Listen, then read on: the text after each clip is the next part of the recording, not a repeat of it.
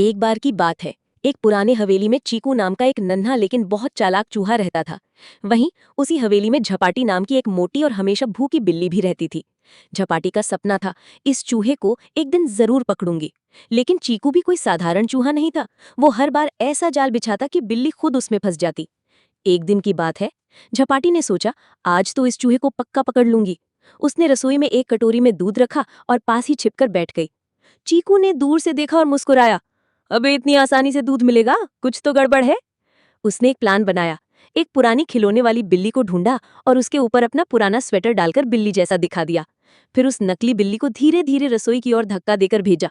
जपाटी ने जैसे ही बिल्ली जैसी चीज को आते देखा, वो डर के मारे जोर से चिल्लाई, म्याऊं आऊं आऊं, दूसरी बिल्ली आ गई क्या? और तुरंत वहां से भाग गई।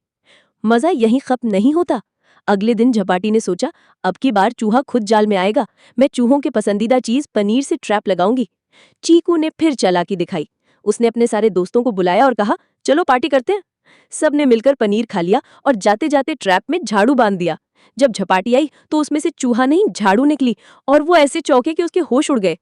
अंत में बिल्ली हार मान गई। उसने चीकू से कहा, चलो यार, अब हम दुश्मन नहीं दोस्त बनते हैं। चीकू ने कहा, ठीक है, लेकिन शर्त है, तू कभी मुझे खाने की कोशिश नहीं करेगी। और फिर दोनों ने दोस्ती कर ली। अब हवेली में एक बिल्ली और एक चूहा साथ में कैट एंड चीज गेम खेलते थे, लेकिन इस बार बिना डर के, सिर्फ हंसी मजाक में।